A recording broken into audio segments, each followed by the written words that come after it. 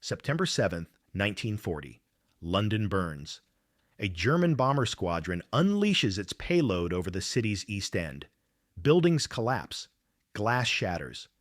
And in the basement of a makeshift hospital, Dr. Jeffrey Kane stands over a dying RAF pilot, watching helplessly as the young man's life drains away.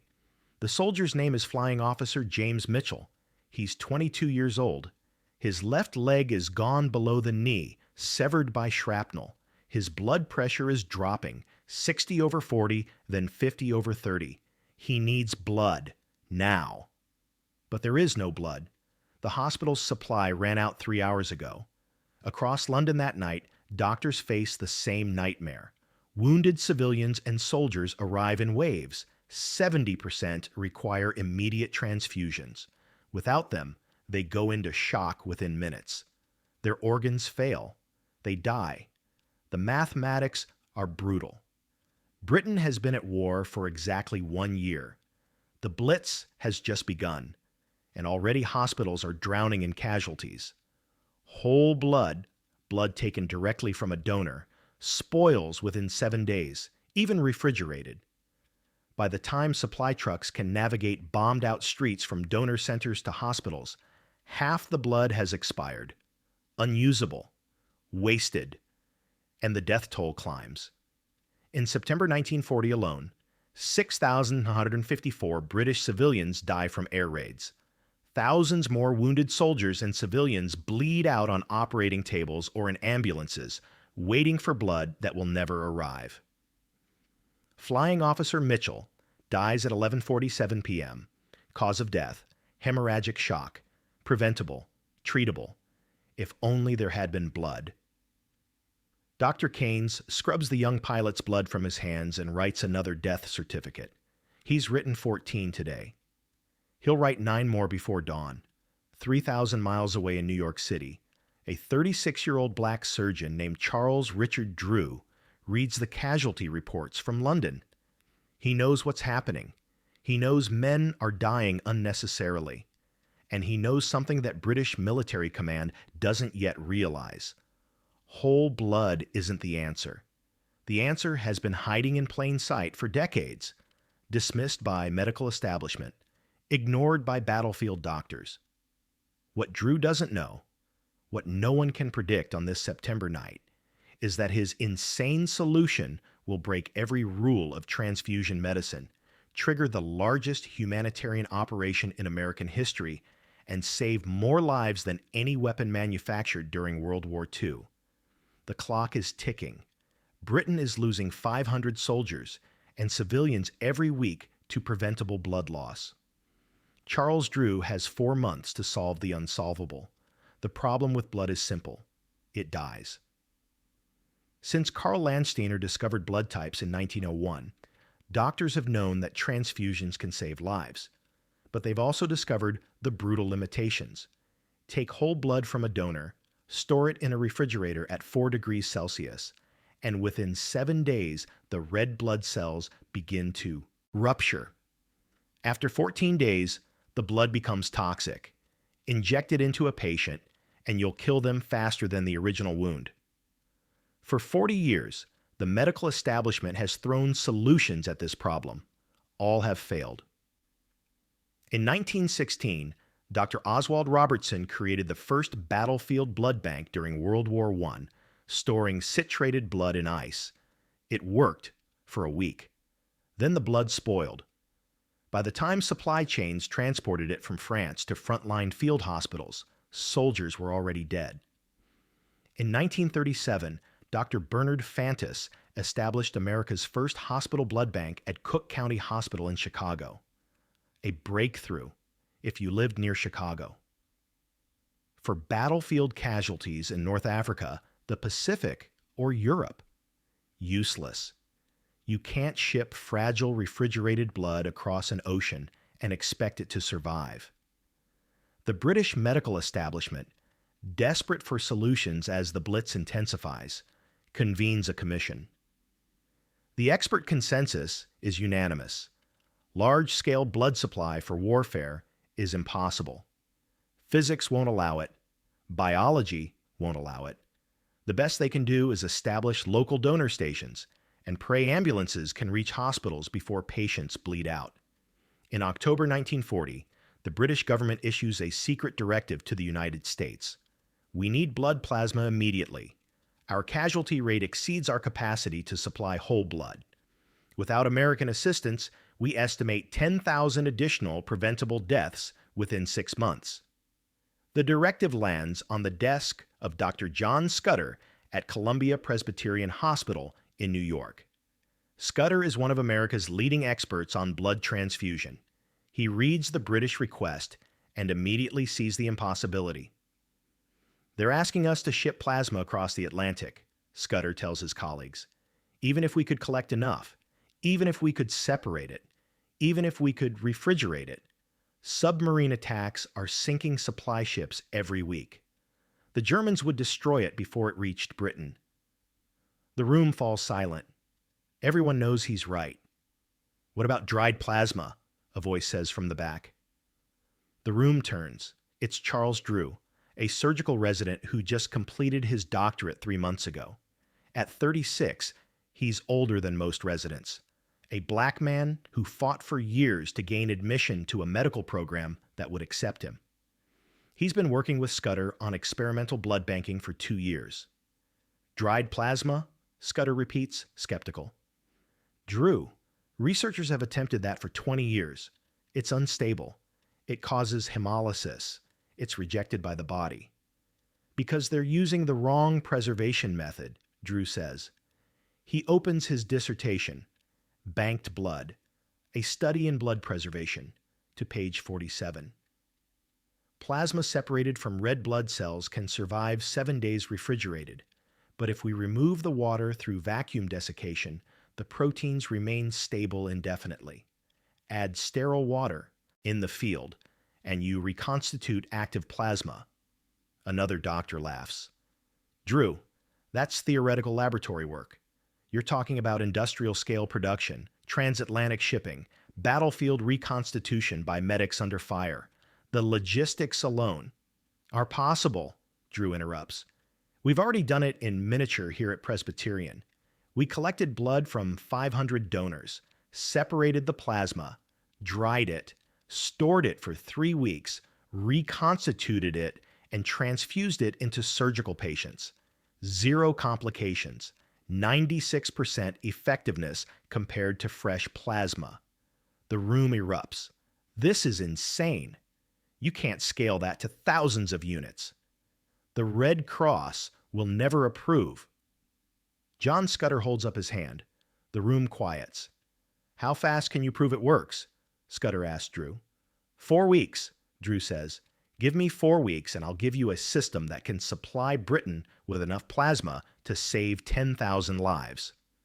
Scudder looks at the British directive again. The deadline is January 1941, 3 months away. You have 4 weeks, Scudder says. Don't make me regret this. Charles Richard Drew should not be in this room. Born June 3, 1904, in Washington, D.C., Drew grew up in a segregated America where black doctors were rare and black medical researchers were nearly non-existent. He attended Amherst College on an athletic scholarship, a star football player with the grades to back it up. But when he applied to medical schools in 1926, rejection letters piled up. Too qualified for black medical schools. Too black for white medical schools. He finally gained admission to McGill University in Montreal, Canada, one of the few North American schools that judged applicants by merit rather than race. He graduated in 1933, second in his class. Still, American hospitals refused him residency positions.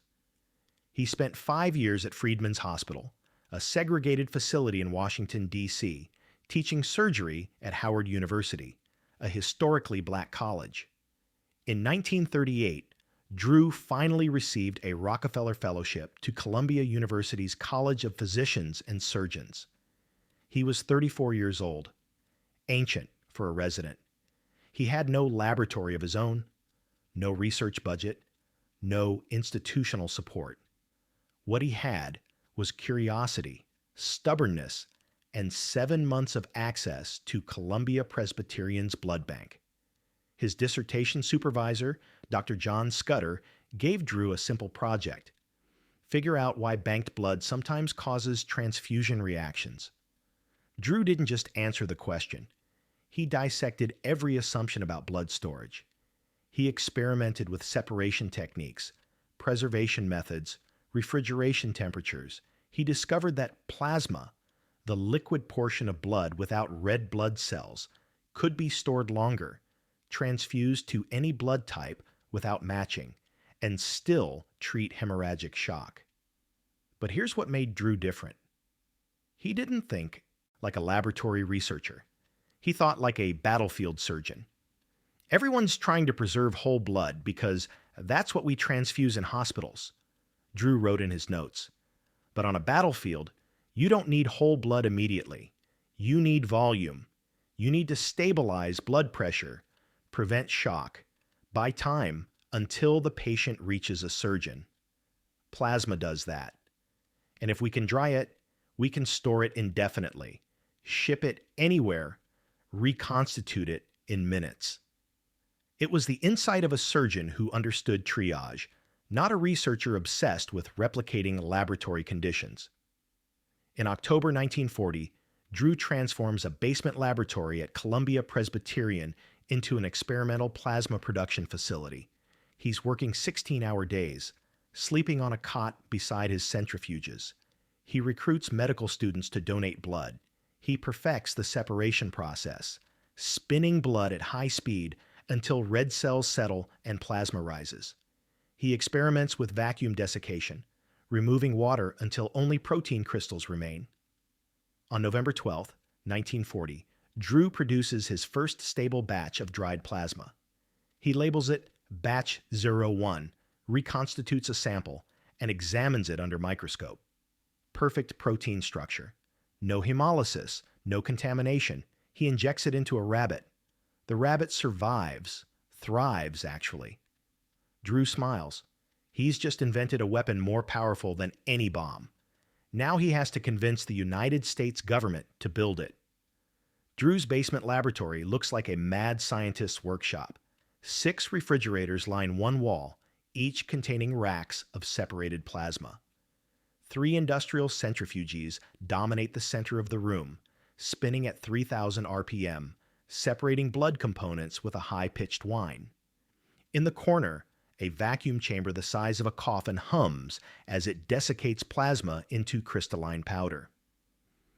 On November 28, 1940, Drew invites Dr. John Scudder and 3 Red Cross officials to witness his first large-scale demonstration. "Gentlemen," Drew says, holding up a glass bottle containing yellowish powder, "this is 50 units of dried plasma. It's been stored at room temperature for 6 weeks. It's lighter than a paperback novel. It's stable enough to survive a transatlantic voyage. And in 90 seconds, I'm going to reconstitute it into active plasma that can save a man dying of shock." Drew adds sterile water to the bottle, shakes it, and holds it up to the light. The powder dissolves completely, transforming into clear amber liquid, indistinguishable from fresh plasma. One Red Cross official, Dr. Frederick Rankin, looks skeptical. "Drew, this is impressive laboratory work, but you're proposing we ship this to Britain in the middle of a naval war, with U-boats sinking supply ships every week." "Exactly," Drew says. "If a ship carrying whole blood gets torpedoed, you lose everything. The refrigeration fails. The blood spoils. But this?" He holds up the dried plasma. "This doesn't need refrigeration. It's powder. You can pack it in crates, stack it in cargo holds, and if a ship goes down, load it on another ship. It's indestructible." "What about reconstitution?" another official asks. "You're expecting battlefield medics to perform precise measurements under fire?" Drew pulls out a prototype kit, a sealed bottle of dried plasma, a measured ampule of sterile water, and a single-page instruction card with illustrations. "No medical training required," Drew says. Break seal, pour water, shake for 60 seconds, inject. A 12-year-old could do this, Dr. Scudder interjects.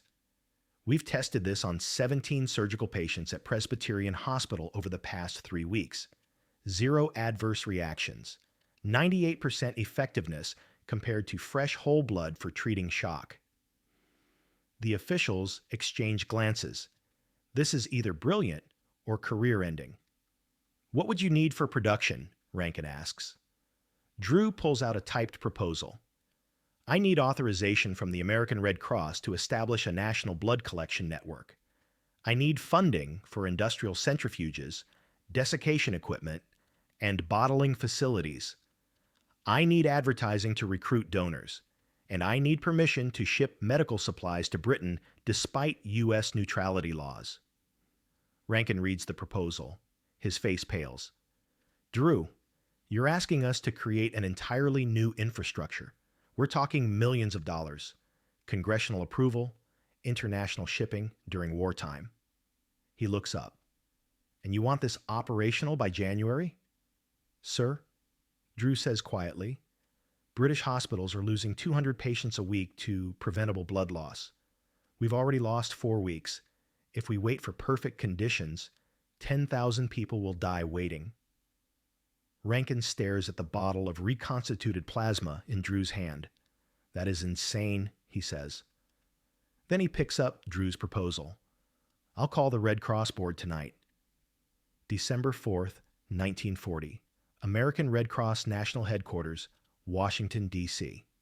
The boardroom is packed with military brass, Red Cross administrators, and medical advisors.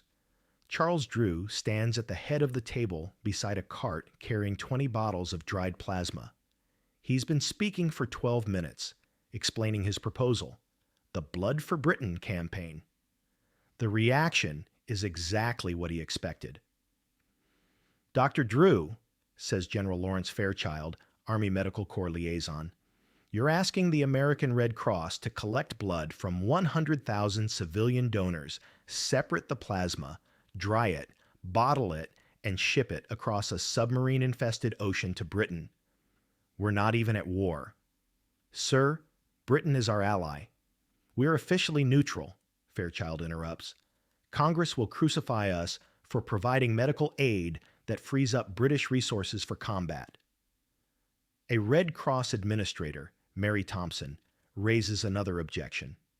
Dr. Drew, even if we approve this, we don't have the infrastructure. We have donor centers in 12 cities. You're proposing a national network. The logistics alone, finding donors, scheduling collections, transporting blood, processing plasma, would take 18 months to establish. We have 10 weeks, Drew says flatly. Britain requested plasma supplies by February 1941. After that, their casualty rate exceeds their capacity to respond. Another voice, sharp and dismissive. Dr. Harold Montgomery, representing the American Medical Association. Drew, your proposal ignores established transfusion protocols. Medical consensus requires blood typing, cross-matching, whole blood transfusion. You're suggesting we ship untyped plasma to battlefield medics with no medical training. Plasma works for all blood types, Drew interrupts. We've proven that. 37 transfusions at Presbyterian Hospital, 0 rejections. 37 patients in a controlled hospital environment, Montgomery shoots back. You're extrapolating laboratory results to predict battlefield effectiveness. That's not science. That's wishful thinking. The room erupts. 3 people are shouting simultaneously. Drew stands silent, letting them exhaust themselves. Finally, Dr. Frederick Rankin, Red Cross Medical Director, the man who witnessed Drew's demonstration, stands. Enough, Rankin says. The room quiets. I've reviewed Dr. Drew's research, Rankin continues. I've witnessed his demonstrations. I've examined his transfusion data. And I've spoken with British Medical Command. He pauses. They're desperate. They're losing 500 people a week to preventable hemorrhagic shock. They've tried everything. Local donor programs, emergency whole blood, direct transfusions. Nothing scales. Nothing survives their supply chain. Drew's system might be the only solution that physically works. General Fairchild shakes his head. Even if the medicine works, the politics are impossible. How do we justify spending Red Cross donor funds on a foreign military operation? We're not, Drew says. We're supplying civilian hospitals treating Blitz casualties, humanitarian aid, legally distinct from military support. And when German propaganda calls it American military intervention, Fairchild asks. Then we show them the names, Drew says quietly. The names of British children who survived because American civilians donated blood. Let Germany explain why healing wounded civilians is an act of war. The room falls silent. Mary Thompson speaks carefully. Dr. Drew, if, and I emphasize if, the board approves this, who manages production? This requires laboratory expertise, surgical knowledge, supply chain logistics, international shipping coordination. I'll do it, Drew says. Thompson blinks. All of it? I'll serve as medical director. I'll design the collection protocols, supervise plasma production, train personnel, coordinate shipping. Give me authority, and I'll give you results. Dr. Montgomery laughs. Drew, you're a surgical resident. You've been at Columbia for 2 years. You're proposing to run the largest medical supply operation in American history. Yes, Drew says simply. The room erupts again. Montgomery is shouting about credentials. Fairchild is shaking his head. Thompson is frantically taking notes. Dr. Rankin holds up both hands. The British directive requested immediate aid, Rankin says. We've spent 4 weeks debating. I'm recommending to the Red Cross president that we approve blood for Britain, with Dr. Charles Drew as medical director. We launch in January. We run for 4 months. We evaluate results. If it fails, we shut it down. If it succeeds, he looks at Drew. We save 10,000 lives. General Fairchild stands. This is insane. Probably, Rankin agrees. But the alternative is letting those 10,000 people die because we were too afraid to try something insane. On December 20th, 1940, the American Red Cross officially approves blood for Britain. Charles Drew has 6 weeks to save a nation. If you're learning something from this story, hit that subscribe button and ring the bell so you never miss these untold histories. We've got more incredible stories like this one coming your way. Now, let's see how Drew pulled off the impossible. January 5th, 1941, New York Blood Transfusion, Betterment Association headquarters. At 6 a.m., the first donors arrive. Drew has transformed the organization into a military operation. He's established donor centers in 9 hospitals across New York. He's recruited 300 volunteers. He's installed industrial centrifuges and basement laboratories. He's printed 10,000 donation cards, each tracking donor blood type, collection date, and plasma batch number. The first donor is a construction worker named Thomas O'Brien, Irish immigrant, 42 years old. He's read about the Blitz in newspapers. His cousin died in London during a bombing raid. I can't fight, O'Brien tells the nurse, drawing his blood, but I can do this. By day 3, Drew's operation is processing 300 donations daily. Blood arrives in refrigerated trucks from donor centers. Technicians spin it in centrifuges, separating plasma from red cells. The plasma goes into vacuum chambers for desiccation.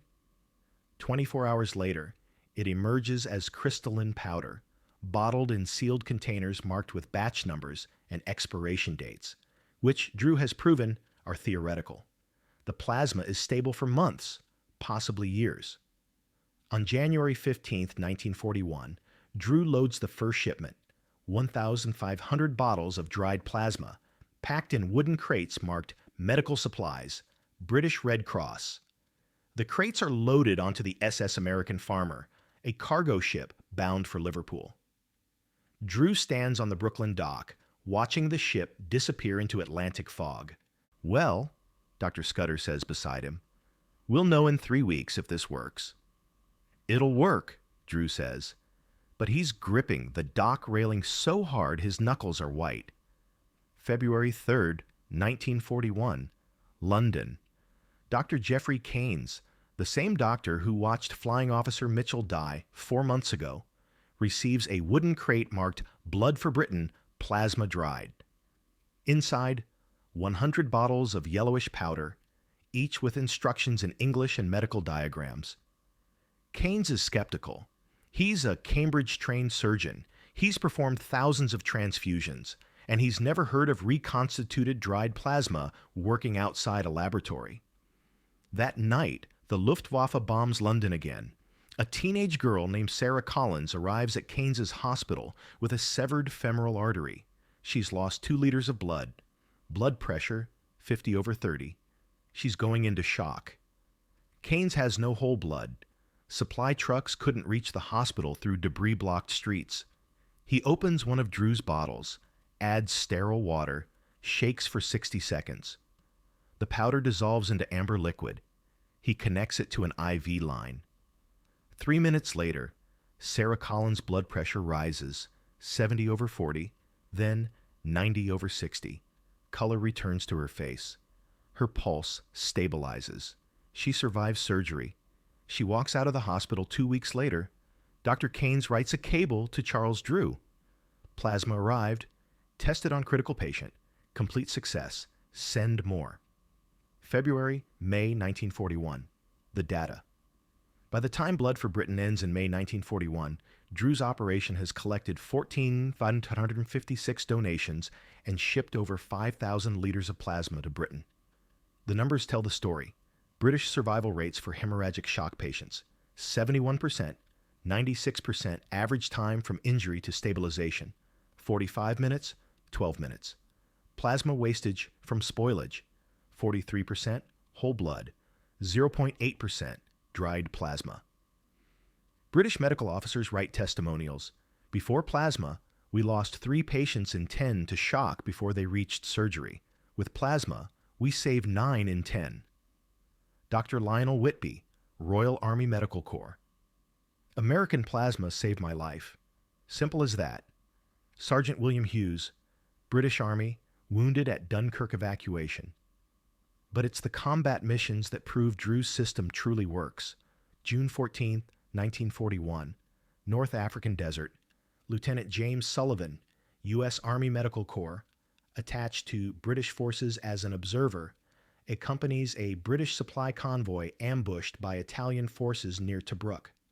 A mortar shell explodes 20 yards from Sullivan's position, shredding 3 British soldiers with shrapnel. Sullivan runs towards the wounded. Private David Morris has a sucking chest wound. Lance Corporal Peter Thompson has lost his right hand. Corporal Andrew Stevens has compound fractures in both legs. All 3 are bleeding heavily. All 3 are going into shock. Sullivan pulls out 3 bottles of Drew's dried plasma. He's practiced this 100 times in training, but never in combat. Never with bullets snapping overhead. Never with men screaming. His hands shake as he reconstitutes the first bottle. 60 seconds. He connects the IV to Private Morris. By the time Sullivan stabilizes all 3 men, British medics arrive with stretchers. All 3 wounded soldiers survive the evacuation to a field hospital. All 3 eventually return to duty.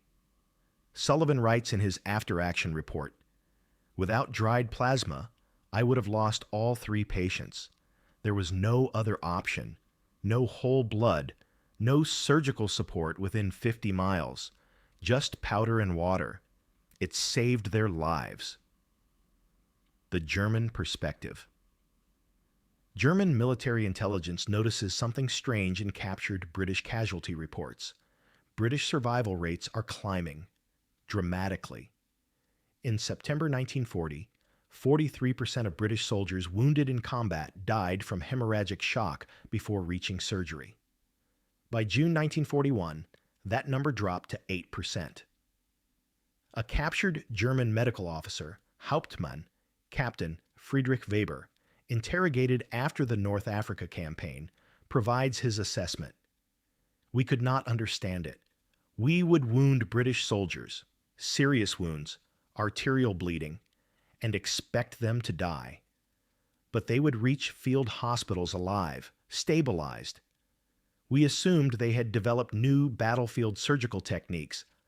Only later did we learn about the American plasma program. We had nothing comparable. Our wounded bled out. Theirs survived. German high command attempts to replicate Drew's system, but fails. They lack the infrastructure. They lack the donor network. They lack the industrial capacity. And critically, they lack time. By December 1941, the United States enters the war, and Drew's plasma program expands from Blood for Britain to a full American military operation. February 1941, Drew's next mission. Based on the success of Blood for Britain, the American Red Cross appoints Charles Drew as director of the first American Red Cross Blood Bank, overseeing blood collection for the U.S. military. It's the pinnacle of his career. The validation he's fought for his entire life. He holds the position for exactly 4 months. On April 1942, the U.S. military issues a directive. Blood donations from African Americans will be segregated. Black blood can only be transfused to black soldiers. White soldiers will receive only white blood. Charles Drew, the man who proved blood has no race, who demonstrated that plasma works universally, regardless of donor skin color, is ordered to enforce racial segregation in the system he created. He writes a public statement. There is no scientific basis for segregating blood by race. Blood types are universal. The policy is unscientific, immoral, and an insult to African American donors who volunteer to save lives. The Red Cross refuses to revise the policy. On April 1942, Drew resigns. He returns to Howard University to teach surgery, training the next generation of black doctors who will continue fighting the battles he started. This is exactly the kind of forgotten history we bring you every week. Make sure you're subscribed so you don't miss the next one. And if you want to support this channel and help us tell more stories like Drew's, check out the link in the description. Now, let's see what happened to the hero. April 1st, 1950, Highway 49, near Burlington, North Carolina. Charles Drew, now 45 years old and chief of surgery at Howard University, is driving to a medical conference in Tuskegee, Alabama. At 8 a.m., his car hits a patch of loose gravel. The vehicle rolls. Drew is thrown partially through the door. His injuries are catastrophic. He dies at Alamance General Hospital at 1 p.m. Surgeons do everything possible, but his injuries are too severe. In the decades since his death, a myth circulates. Drew bled to death because a whites-only hospital refused to treat him. The story is false. Medical records prove he received immediate care. But the myth persists because it feels true. Because it reflects the America Drew lived in, an America where his brilliance was undeniable, but his race was unforgivable. The numbers Drew left behind: Blood for Britain, 14,556 donations, 5,000 plus liters of plasma, estimated 10,000 plus lives saved World War II total, over 13 million units of plasma produced using Drew's methods. Modern legacy: every blood bank in the world uses variations of Drew's plasma separation and storage techniques. In 1944, at the peak of World War II plasma production, U.S. Army Surgeon General Norman T. Kirk wrote, "The dried plasma program has saved more American lives than any single medical advancement in military history. The survival rate for battlefield casualties is 96%, unprecedented in warfare." After the war, veterans wrote thousands of letters to the American Red Cross. One from a Marine who fought at Iwo Jima. "I don't know the name of the doctor who invented plasma, but whoever he was, he saved my life. I took shrapnel in my gut. I was bleeding out. The corpsman gave me plasma right there in the sand. By the time I reached the aid station, I was stable enough for surgery. Because of him, whoever he was, I came home. I got married. I had 3 kids. I'm writing this letter 50 years later. All because some doctor figured out how to put blood in a bottle. That doctor was Charles Drew. And most of the men whose lives he saved never knew his name. Today, Charles Drew's legacy lives on.